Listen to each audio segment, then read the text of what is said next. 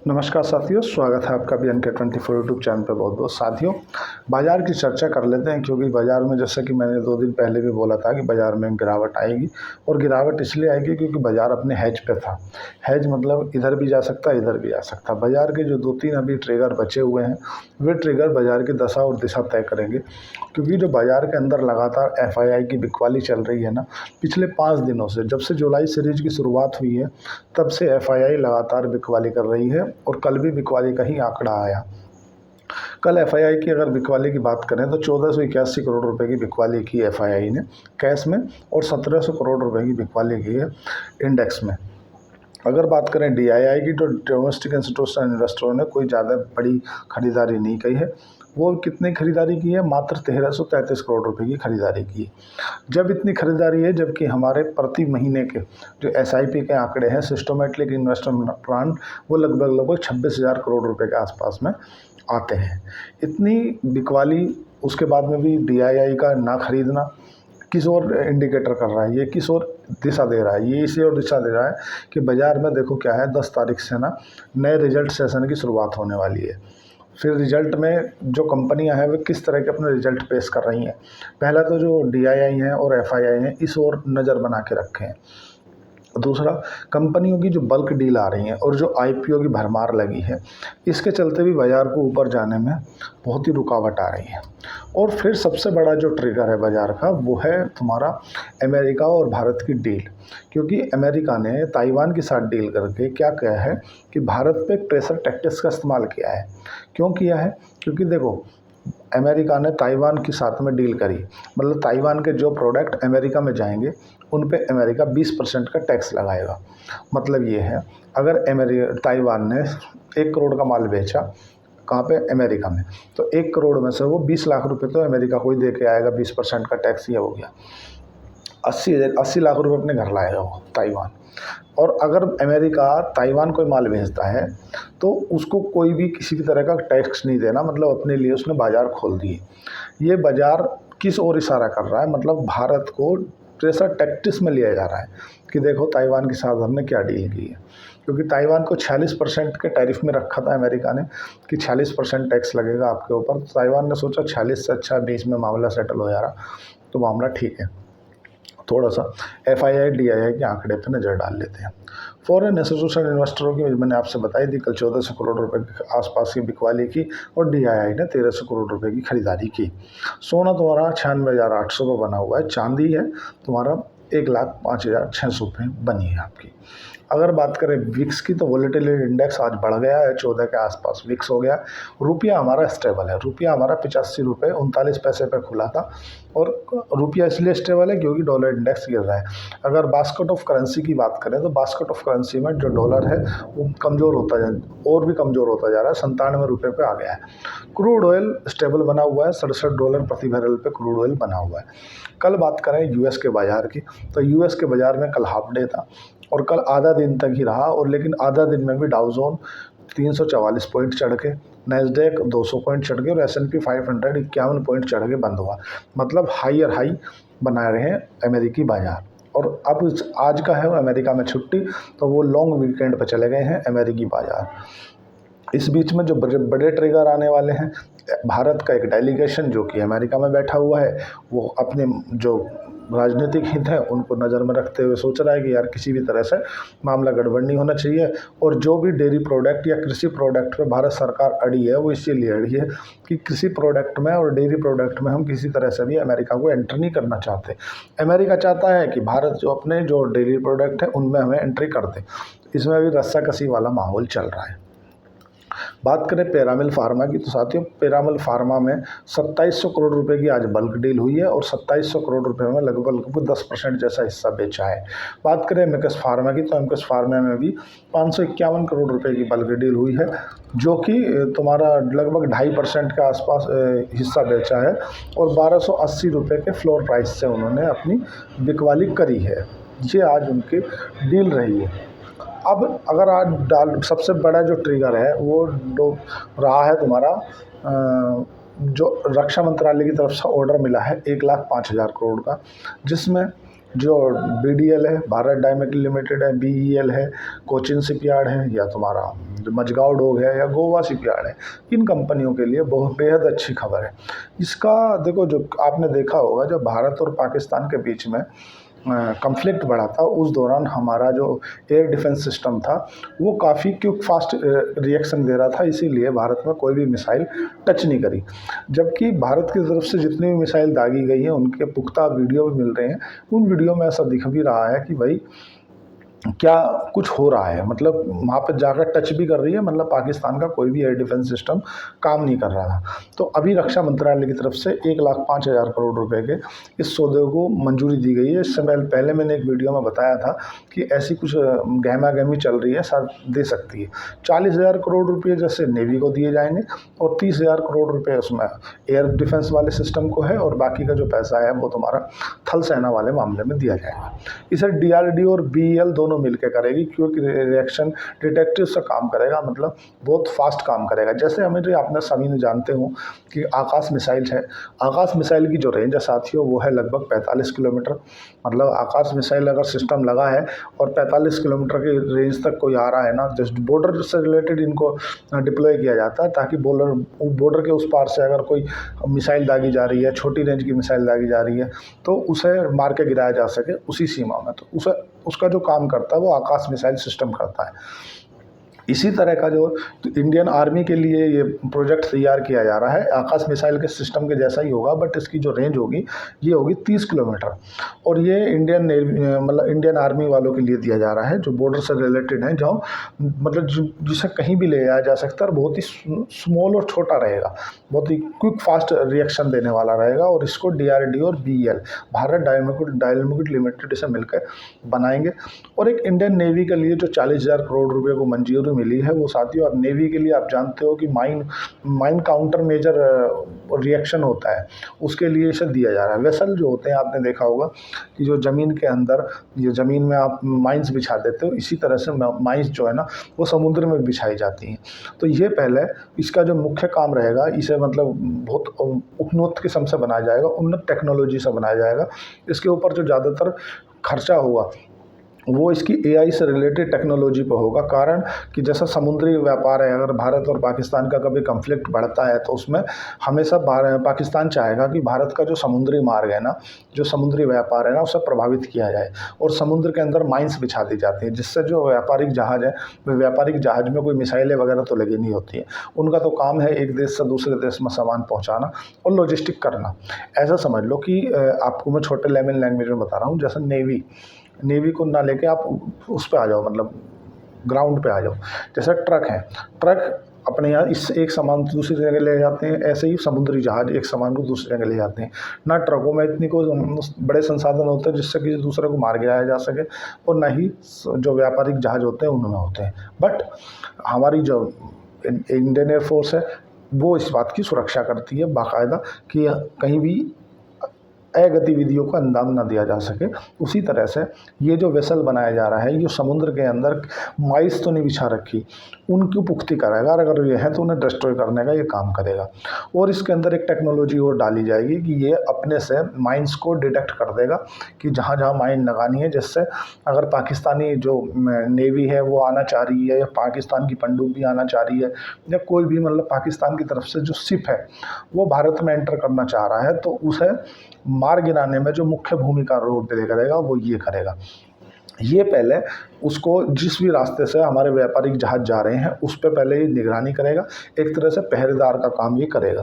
पहले ये देख लेगा कि इससे इस क्षेत्र के बीच में कोई माइंस तो नहीं है, और माइंस होंगी तो उन्हें डिस्ट्रॉय कर देगा, तब अपने समुद्री जहाज जाएंगे। एक तरह से आप इसे चौकीदार मान लो कि ये समुद्र का चौकीदार है। जैसे हमारे कोस्ट गार्ड कमांडो होते हैं, इंडियन नेवी होते हैं, उन सबसे पहले मतलब इसको रखा जाएगा ताकि समुद्र के अंदर कहाँ कहाँ माइंस हैं उनको डिटेक्ट किया जा सके, और किस जगह हमें माइंस बिछानी है। मान लो हमें कहीं माइंस बिछानी है तो हम वहाँ माइंस बिछा सकते हैं, और अपने जो समुद्री जहाज हैं, जो व्यापारिक जहाज हैं, उन्हें अपने हिसाब से उन्हें मोनोपलेट कर सकते हैं कि भाई आप इस रास्ते से मत जाना, आप इस रास्ते से जाना। जैसे ट्रैफिक पुलिस करती है ना कि भाई ये रोड बंद है, आप एक काम करो बाईपास लेकर निकल जाओ, सेम व्यापारिक जहाज में भी। अब बात कर लेते हैं सबसे बड़ा जो कॉन्फ्लिक्ट चल रहा है, वो कॉन्फ्लिक्ट चल रहा है तुम्हारा बिग ब्यूटीफुल बिल। जैसे कि आप सभी जानते हैं कि अमेरिका में बिग ब्यूटीफुल बिल को पास कर दिया गया है सेनेट की तरफ से भी। मतलब जो सबसे पहले उसे मंजूरी मिली थी वो 215 वोट, 214 वोट उसके विपक्ष में डले थे और 215 वोट उसके पक्ष में डले थे। मतलब एक वोट से उसे परमिशन मिली थी। फिर अगली बार वो फिर उनके जो अपर सदन है उसमें गया, अपर सदन में ड्राई रह गया, वो 50-50 पे रह गया और एक वोट फिर जेडी वेंस है जो कि उपराष्ट्रपति हैं अमेरिका के, उनकी तरफ से वोट डाला गया। उसके बाद में उसकी पुष्टि की गई। उसके बाद में फिर वो अपर सदन में गया। मतलब उनके यहाँ पर 3 बार जाता है। पहले राष्ट्रपति हस्ताक्षर कर देता है, फिर उसके बाद जाता है पास होने के लिए, फिर तीनों से पास हो गए, फिर राष्ट्रपति के पास जाता है। तो अभी राष्ट्रपति के पास जाया है और इस बार जो इसको वोटिंग मिली है 218 से पास हुआ है। 215 218 मतलब 3 सांसद अमेरिका के इसके पक्ष में रहे हैं। अब देखो इसका जो मायना है ना साथियों, मायना बेहद चौंकाने वाला है। आप सब लोग मतलब जान के आश्चर्य हो जाओगे, क्योंकि इसमें जो है ना एक रेमिडेंस करके है, रेमिडेंस एक्ट जो है ना वो बेहद ख़राब है। क्योंकि भारत में पिछले साल का, अभी मैं कल वीडियो बना दूंगा एक रेमिडेंस को लेकर के, कितना रेमिडेंस प्राप्त हुआ है भारत में। जो रेमिडेंस प्राप्त हुआ है ना साथियों, वो हुआ है $136 बिलियन। आप ये जान लो कि $136 बिलियन मतलब अगर आरबीआई की रिपोर्ट माने ना, तो आरबीआई के रिपोर्ट के अनुसार माने तो भारत में $136 बिलियन के आसपास का जो रेमिडेंस है ना वो प्राप्त होता है। और उनमें भी जो शीर्ष है, जो सबसे ज़्यादा आता है उसमें एक अमेरिका है। हालांकि अमेरिका, ताइवान, अमेरिका तुम्हारा यूएई, सऊदी अरब, कतर, जॉर्डन, बहरीन, यहाँ सबसे आता है, पर इनमें जो सबसे मेजर पैसा आता है वो आता है अमेरिका से। और इस जो रेमिडेंस जो इसमें बिग ब्यूटीफुल बिल में रेमिडेंस है, ये रेमिडेंस में इनने एक कलम मतलब एक नुक्ता डाल दी है कि भाई अगर ये आदमी अमेरिका के अंदर से भारत पैसा भेजते हैं, तो अगर ये 1 करोड़ रुपए भेजते हैं तो 1 करोड़ रुपये से 5 करोड़ रुपए यहाँ मतलब 50 लाख, मतलब मोटा मोटा 5%, फिर उसे घटा के 3.5% कर दिया गया। अब सुनने में आ रहा है कि वो 1% है। अगर 100 करोड़ रुपया भेजे अमेरिकी लोगों ने, हमारे यहाँ के जो मूल निवासी हैं वो अमेरिका में काम कर रहे हैं किसी कारण से, तो और वो 100 करोड़ रुपए भारत भेजे, तो हमारे यहाँ पे पहले तो आते 95 करोड़ रुपए, 5 करोड़ रुपए टैक्स के रूप में अमेरिका में ही रह जाते। ऐसा मान लो। आपको ये जानकर आश्चर्य होगा कि आप सोचोगे कि यार इससे क्या ही फ़र्क पड़ जाएगा। फ़र्क पड़ जाएगा। देखो भारत में जो रेमिडेंस के रूप में पैसा प्राप्त होता है ना, वो होता है $136 बिलियन। और ये जो टोटल पाकिस्तान की जो टोटल सरकार का बजट है ना एक साल का, वो है $67 बिलियन का। और अगर बात करें बांग्लादेश की, तो बांग्लादेश का जो एक साल का बजट है ना, वित्तीय बजट है, वो है $68 बिलियन का। मतलब इन दोनों का बजट भी जोड़ लोगे ना, तो भी सर उससे ज़्यादा तो हमें जो रेमिडेंस के रूप में प्राप्त हो जाता है। और वो आप हल्के में मत लो, क्योंकि ये सीधा का सीधा हमारे करंट अकाउंट डेफिसिट में काम आता है। मतलब जो हमारे एक तो होता है, तो मैंने बोला था कैपिटल अकाउंट, एक होता है करंट अकाउंट। करंट अकाउंट में हमारा वो पैसा होता है जो हम अपने देश में दूसरे देश का व्यापार करते हैं, हमारे अकाउंट से देते हैं और दूसरे देश से लेते हैं। तो हमारा 3 महीने के 3 महीने हिसाब होता है। तो इस बार हम कितने पॉजिटिव में रहे, इतने बार कितने नेगेटिव में रहे या सरप्लस में रहे, वो मैं एक अलग से सेपरेट वीडियो बना दूँगा, तो ये उसमें काम आता है। मतलब ये बिग ब्यूटीफुल बिल जो है, ये भारत के लिए तो एक समस्या है, मतलब सरदर्दी है। दूसरा, इस ब्यूटीफुल बिल में भारत के लिए एक H1B visa, H2B visa gold करके है, उनको भी थोड़ा सा जो उनके अंदर रियायत थी वो सब टाइट करने का प्रावधान दिया गया है। मतलब भारत के लिए इतना अच्छा नहीं है जितना अच्छा मानना चाहिए। हाँ ठीक है, थोड़ा बहुत जो टिप को लेकर के अगर आप वहाँ काम कर रहे हो तो आपको अगर टिप मिल रही है, तो टिप को 2,000-2,500 करोड़ मतलब डॉलर के आसपास तक की छूट मिल जाएगी। मतलब इससे नहीं है।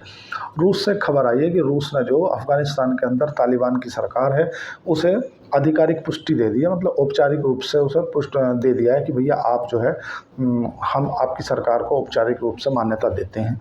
ये मामला बहुत गंभीर है। ट्रंप जो है वो भारत के ऊपर प्रेशर टैक्टिक्स का इस्तेमाल करे जा रहे हैं, जिससे भारत से बेटर डील मिल सके। अब देखने योग्य बात ये रहेगी कि भारत झुकता है कि नहीं।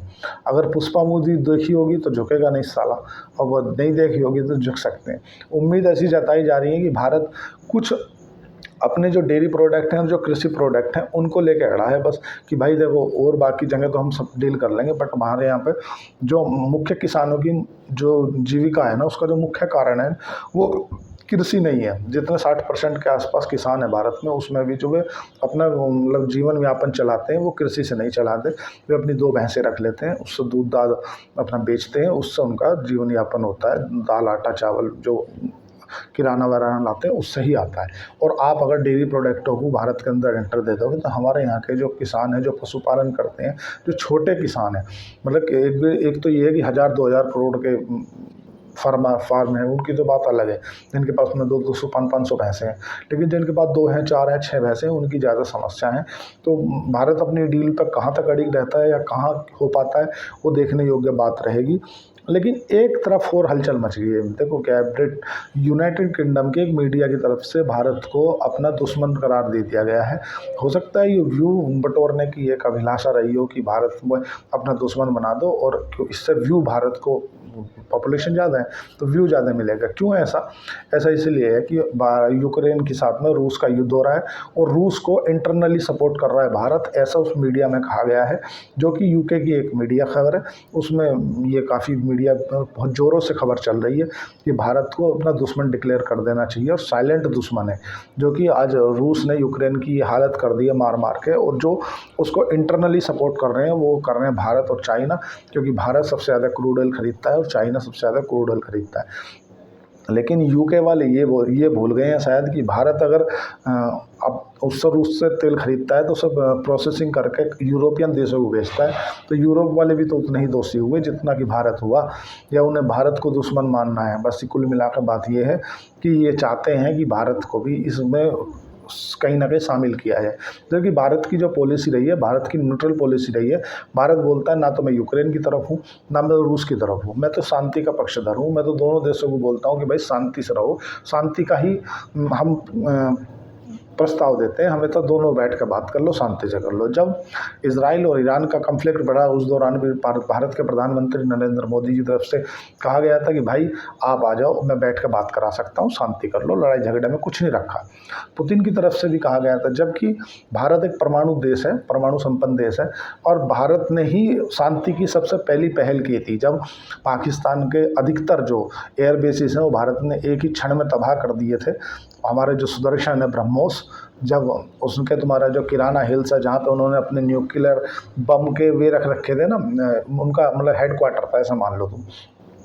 पाकिस्तान बहुत मारता था, परमाणु बम मार देंगे, परमाणु बम मार देंगे। भारत ने उनका जहाँ परमाणु बम का जो मामला रखा हुआ था, जहाँ से वो बटन दबाता, उसे ही डिस्ट्रॉय कर दिया। और वो बोला यार, उन्हें तत्काल अमेरिका फ़ोन लगाया कि आप भारत को समझाओ कि अगर एक रात और बीच गई। आपने देखा कि उसी दिन, जिस दिन भारत की ब्रह्मोस टकी जाएगा, शाम को 4 बजे तक समझौता हुआ, क्योंकि जितने भी युद्ध होते हैं उस रात को होते हैं। हमने देखा अगर ये दिन बीत गया ना तो रात भारत की होगी। इसीलिए, और मीडिया की तो खबर क्या माने, अगर यूके की मीडिया की बात करें कि भारत को दुश्मन बनाना चाह रही है वो, तो मीडिया को इतना सीरियसली लेने की बात है नहीं, क्योंकि उस मीडिया की हम क्या बात करें जो कि खुद की ही जो रैंकिंग है उसमें 100 के ऊपर आती है। हमारी तो हालांकि 160 155 के ऊपर आती है मीडिया की रैंकिंग है। पहले नंबर पर तो नॉर्वे की मीडिया आती है, बट हमारी तो 160 पे आती है। वाली जिस समय भारत पाकिस्तान का कन्फ्लिक्ट बढ़ रहा था उस समय तो मुझे ऐसा लग रहा था, मैं भी खुद देख रहा था न्यूज़ चैनल, मैं बोला यार अब तो मुझे लग रहा है सुबह हमें पाकिस्तान में नाश्ता करना पड़ेगा। मतलब जिस चैनल को देखो वो बोल रहा कराची पे हमला कर दिया, वो कह रहा है कि अफगान तुम्हारा इस्लामाबाद पर कब्जा कर लिया, ठीक बोल रहा लाहौर में भारतीय सेना घुस गई।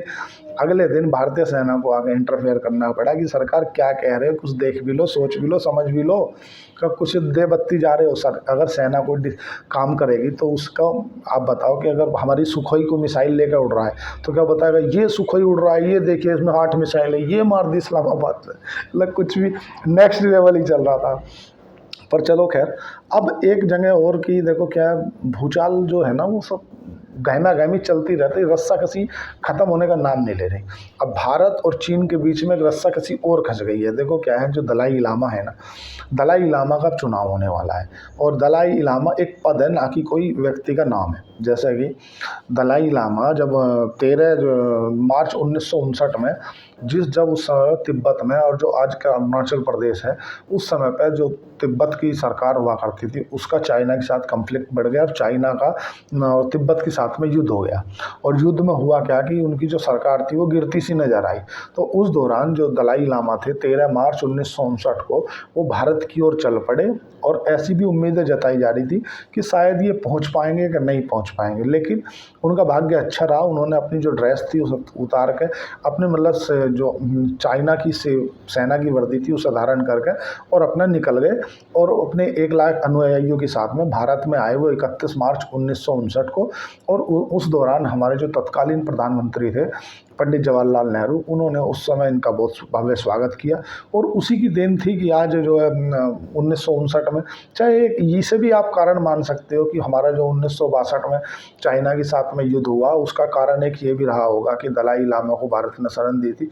हालांकि इस पर चाइना की तरफ से काफ़ी विरोध जताया गया। चाइना ने कहा कि आप जो दलाई लामा को हमें सौंप दो, लेकिन भारत ने शरणम भक्तम वाली स्थिति में रखते हुए कहना भाई हम तो किसी कारण भी नहीं सौंपेंगे। क्योंकि जैसा आपने अभी भी देखा है कि बांग्लादेश में जब शेख हसीना के साथ में बुरा हुआ तो शेख हसीना ने भारत की शरण ली और अब वो भारत के अंदर है। और भारत के अंदर अगर उन्हें कुछ हो जाता है ना शेख हसीना को, जो कि पहले बांग्लादेश की पीएम हुआ करती थी, आज भारत में अगर भारत में कुछ हो जाता है उन्हें तो उसकी पूर्ण जिम्मेदारी भारत की है। इसी तरह से दलाई लामा जो कि अभी हिमाचल से अपनी सरकार चला रहे हैं, वहाँ अभी भी सरकार चल रही है तिब्बत में, बट उसका जो संचालन है वो अब हिमाचल प्रदेश के अंदर एक तुम्हारा धर्मशाला है वहाँ से वो करते हैं। और एक दलाई लामा के जो छोटा पद होता है वो होता है पंचन नामा। तो वो पंचन नामा से बढ़ा के ही दलाई लामा, जिसका प्रमोशन हो जाता है पंचन नामा से, उसको दलाई लामा बनाया जाता है। दलाई लामा कोई पद है, पोस्ट, मतलब आप सोचो कि किसी व्यक्ति का नाम है, व्यक्ति का नाम नहीं है। दलाई लामा अगर वो तो पद है, वो भी किसका है, तिब्बत के जो सर्वोच्च आदमी हुआ करते थे उसका जो पद होता था वो होता था दलाई लामा। और दलाई लामा से जो नीचे होता था वो होता था पंचान नामा। तो पंचान नामा से प्रमोशन करके अब उनका होने वाला है चुनाव। तो उस चुनाव को लेकर के जो चाइना है वो विरोध जता रहा है। चाइना बोल रहा है कि नहीं ऐसा नहीं होना चाहिए। और इसमें कई बार भारत और चीन के बीच में जो कॉन्फ्लिक्ट बढ़े हैं ना, वो इसीलिए बढ़े हैं कि भारत के अंदर दलाई लामा है और चाइना इस बात के कड़े शब्दों में विरोध करता है कि आप हमें दलाई लामा को सौंप दो। लेकिन दलाई लामा बोलते हैं कि अगर मैं चाइना में गया तो चाइना मुझे मार देगा और पूर्ण रूप से जो अभी मैं अंदरूनी सरकार चला रहा हूँ वो चला नहीं पाऊँगा। और इसीलिए अब अमेरिका भी काफ़ी फंड देता है, मतलब तिब्बत के अंदर जो देश के, मतलब तिब्बत के अंदर जो लोग रहते हैं उनके डेवलपमेंट के लिए अमेरिका भी काफ़ी फंड देता है। मानता वन चाइना पॉलिसी को है, ताइवान को भी फंड देता है और मानता भी वन चाइना पॉलिसी को। मतलब अमेरिका ना दोगला है, एक तरफ तो वो खुल के समर्थन नहीं करता, दूसरी तरफ वो पैसे भी दे देता है। अगर आप बताओ आज अगर रूस यूक्रेन की बात कर लें, अगर रूस और यूक्रेन में विवाद बढ़ा तो आज उसने जितने भी उसके रियल अर्थ मटेरियल थे पूरे पर कब्जा कर लिया, मतलब 50% अमेरिका के हो गए। उसके बाद में भी रूस नहीं मान रहा है। रूस देख मिसाइलें दे मिसाइलें। भाई आप दुनिया के जो दरोगा बने बैठे हो अमेरिका, आपने पहले तो उस जेलेंस्की को अपने यहाँ बुला कर भरपूर उसकी बेइज्जती कर दी। अब उसके बाद बोला मैं चाहूँ तो मैं अगले दिन युद्ध रुकवा दूंगा। आपसे युद्ध के लिए पुतिन मान नहीं रहा, आपकी एक बात सुन नहीं रहा, घंटा भर आपको कॉल के लिए वेट करा रहा है पुतिन। और उस पर 20,000 से ज़्यादा तरह के सैंक्शन अमेरिका ने लगा रखे हैं, उसके बाद में भी पुतिन नहीं मान रहा है। इतिहास में ऐसा पहली बार हुआ है जो हिस्ट्री में मतलब युद्ध में कोई देश रहा हो और उसकी जो अर्थव्यवस्था है वो मजबूत हुई हो। ऐसा आज से नहीं, वो 4 साल से युद्ध लड़ रहा है कि आज ही हो गया। तुम बोल रहे थे मैं आते से ही अगले 1 घंटे बाद ही युद्ध रुकवा दूंगा, कहाँ गए वे सब बातें? ये सब फर्जी बातें कर दी और तुम्हारी कोई सुनता नहीं है। तुमने ये कर दूंगा, वो कर दूंगा, ऐसा कर दूंगा, वैसा कर दूंगा, ईरान ने तुम्हारी मानी नहीं। तुमने ये सब चीज़ें देखो ना, राजनीतिक मुद्दों पे ज़्यादा विचार करना तो इंटरनली जाना। लेकिन अभी भारत और चाइना का जो कॉन्फ्लिक्ट है वो काफ़ी बढ़ चुका है। अब देखते हैं कहाँ तक पहुँचता है। लेकिन जो भी कुछ है, जैसा भी कुछ है गंभीर बात। अगर आप शेयर मार्केट की बात करें, चलो वीडियो लंबी हो जाएगी, मैं चाहता हूँ वीडियो लंबी ना हो। अगर आप शेयर मार्केट में काम कर रहे हैं तो अभी बहुत कोशिश होने का समय है। अभी ना हम हेज में बैठे हैं, इस तरफ भी जा सकते हैं, इस तरफ भी जा सकते हैं, क्योंकि एक तो अमेरिका और भारत की जो डील है ना वो अंतिम दौर में है। क्योंकि अगर भारत अपने डेयरी प्रोडक्ट को खोल देता है तो यहाँ सरकार के खिलाफ विरोध प्रदर्शन चालू हो जाएंगे। और अगर डेयरी प्रोडक्टों को और एग्रीकल्चर प्रोडक्टों को अमेरिका के साथ में डील में भारत नहीं खोलता है तो वो डील अधर में लटक जाएगी, शेयर मार्केट क्रैश हो जाएगा, 25% टैरिफ लगा देगा। मतलब बहुत ही जो हमारा भारत का एक डेलीगेशन अमेरिका में बैठा है ना, वो बहुत ही मतलब सेंसिटिव मुद्दों पर डिस्कशन चल रहा है। ऐसा मतलब हल्कावाड़ी बात नहीं है कि ये हो गया वो हो गया ऐसा हो जाएगा वैसा हो जाएगा, नहीं, बहुत ही सेंसिटिव मुद्दा है। अगर डेयरी प्रोडक्टों को अमेरिका के साथ में खोल दिया तो यहाँ विरोध प्रदर्शन हो जाएगा सरकार के खिलाफ, आए दिन नारेबाजी हो जाएगी। अगर नहीं खोला तो 26% का टैरिफ लगा देगा और फिर से मतलब शेयर मार्केट जैसे पहले गिरी थी उसी तरह से गिर जाएगी। उसी का तो आपको रिएक्शन देखने के लिए मिल रहा है कि अभी जो है ना तुम्हारे धीरे धीरे जो आपके बाजार है ना वो धीरे धीरे नीचे सरक रहे हैं। कारण है कि लोग बाग सोच रहे हैं कि यार थोड़ा सा प्रॉफिट ही बुक कर लें, जो प्रॉफिट नहीं आ रहा, लॉस नहीं आ रहा, तो जितने में आ रहा बराबर में ही निकल जाए, कल पता नहीं डील हो ना हो, डेडलाइन नज़दीक आ रही है। और डोनाल्ड ट्रंप 4 दिन बिना बोले रह नहीं सकते। डोनाल्ड ट्रंप के तो कुछ ना कुछ बोलना ही है, अगर नहीं बोलेंगे तो उनके पेट में पानी नहीं पचेगा। तो मामला बहुत सेंसिटिव है। अगर आपको स्टॉक मार्केट में काम कर रहे हो और आप लंबे समय के निवेशक हो तो कोई दिक्कत है नहीं। अगर आप इंट्राडे करते हो, एफएनओ करते हो या आप स्विंग ट्रेड करते हो तो बहुत ही कोशिश होने का समय है, क्योंकि डोनाल्ड ट्रंप कब क्या क्या बोल देंगे कोई पता नहीं है। कई बार उनके इतिहास में उनकी हिस्ट्री रही है, वो कई बार अपना कुछ भी बोल देते हैं, उससे फिर वादे से पीछे हट जाते हैं। अभी जो 9 जुलाई की डेडलाइन है वो नज़दीक आती जा रही है। इस दौरान अगर भारत की डील हो जाती है तो ठीक है, नहीं तो जो रेसिप्रोकल टैरिफ था वो लागू हो जाएगा। तो मामला बहुत गंभीर है। अगर आपको शेर खान के साथ डीमैट अकाउंट खुलाना है तो नीचे दिए गए डिस्क्रिप्शन पर जाकर आप अकाउंट ओपन कर सकते हैं। आज के लिए इतना ही। चैनल को लाइक करें, सब्सक्राइब करें, कमेंट करें। धन्यवाद, थैंक यू।